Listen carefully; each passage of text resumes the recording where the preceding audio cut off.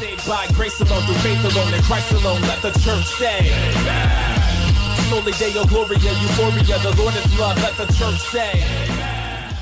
Hey everyone, this is New Creation 23 from 3dayrespawn.com. Today I'm going to bring you some highlights from Battlefield 4 on PlayStation 4, and also some highlights from Forza 5 from Xbox One, and I got a pretty cool 3D Respawn car, so I hope you enjoy that. But today I want to talk to you about a sermon that I heard a few weeks ago at my church, and I really just kind of wanted to reiterate what he said. This was from my pastor. His name is Pastor Dan, and I'm actually going to put in the descriptions the website so you can actually go and listen to the sermon yourself, the full thing. But it's talking about everything being God's, and everything that we own, all of our talents, everything is God's, and like the list just goes on. Like our house, our car, our clothes, our food. I put down things I have my personally, like job, golf clubs, couch. Everything, talents, all your talents, sports, supernatural gifts, and just about how not to worry what God's going to provide you with, and be content with what you have. So I'm going to start reading from Luke chapter 12, verse 22 to 34, and I'm going to start with 22. It says, "Then Jesus said to his disciples, 'Therefore I tell you, do not worry about your life, what you will eat, or about your body, what you will wear. Life is more than food, and the body more than clothes. Consider the ravens. They do not sow or reap, they have no storerooms or barns, yet God feeds them. And how much more valuable are you than the birds? Who of you, by worrying, can add a single hour to your life? Since you cannot do this very little thing, why do you worry about the rest?'" And that just speaks a lot right there for us worrying about what we need. And I know for a long time I dealt with worry and anxiety and stress because we put counterfeit gods in our heart, like comfort and control, and those things take over our emotions and our feelings. But what worrying does is it steals your life. It steals your life out of that day. Like if you worry about today, it steals tomorrow. And it's just saying, don't worry. God will provide. He'll provide clothes, he'll provide food, he'll provide you with everything. And it goes on in verse 27. It says, "Consider how the lilies grow. They do not labor or spin. Yet I tell you, not even Solomon in all his splendor was dressed like one of these. If that is how God clothes the grass of the field, which is here today and then tomorrow is thrown in the fire, how much more will he clothe you, you of little faith?" And that speaks loudly to me, just saying, like, if God's gonna make these flowers beautiful and they're here today and gone tomorrow, he provides for them. He provides for the birds who don't have spiritual connectivity. It goes on later on in verse 32. It says, "Do not be afraid, little flock, for your Father has been pleased to give you the kingdom." It says God has given us the kingdom, and if he's going to give us that, like, how much more will he give us? How much more does he want to love us and give us and bless us? And I think a lot of people miss that, and we get so caught up on, either are we the rich fool who stores things on heaven?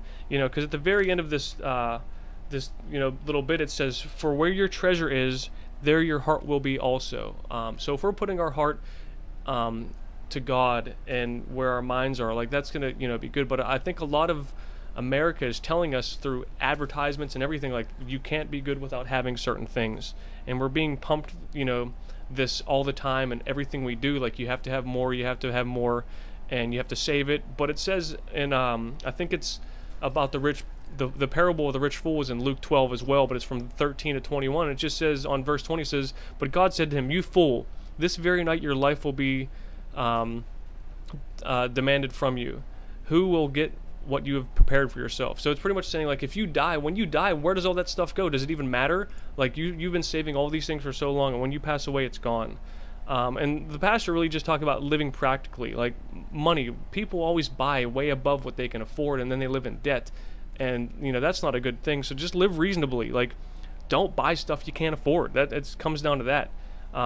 Even like assets, like homes, cars, and things like that. Don't, oh gosh. And also, like, investing time. Like, if you invest your time into things, especially like ministry and stuff like that, like, the worry will be taken away. Like, if you just give your heart to God and let that worry be gone. Like, I know it's powerful to me because I live the life of worry, and I spent a lot of time reciting a lot of verses to try to get my mind right. It took me a long time to try to give up these gods that I set in my heart. And I know that there's a Bible verse from Philippians chapter 4. I think it's verse 4 as well, and it talks about, you know, do not worry about anything. Let me see if I'm actually looking at my Bible right now, so give me a second.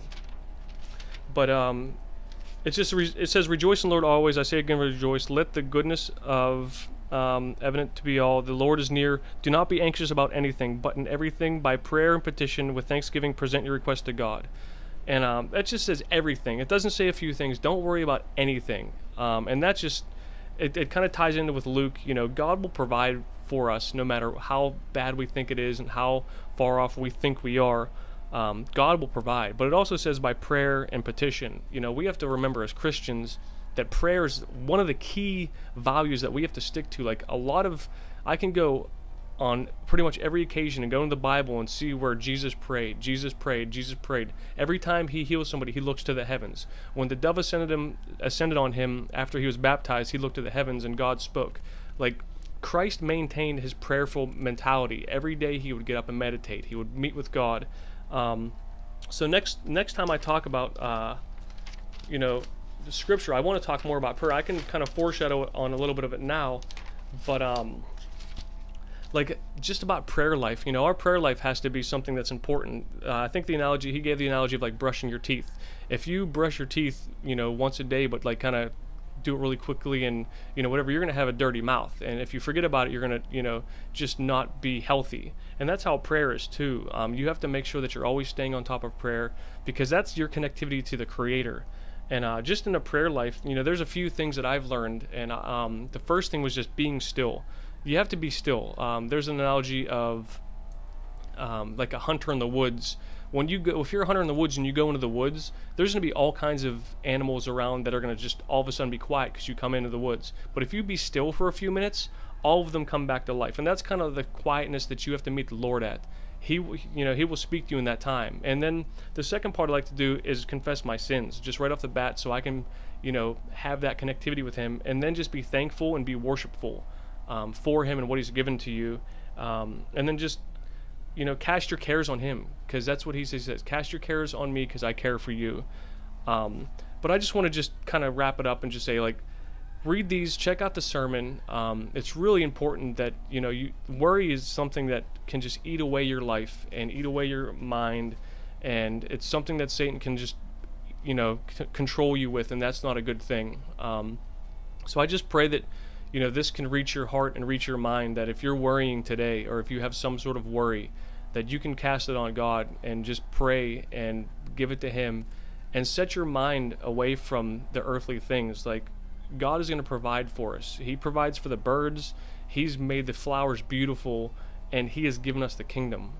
So I just pray this reaches you well. I hope that you can understand and get what these verses are saying, and just read the Bible. Get in touch with your Maker.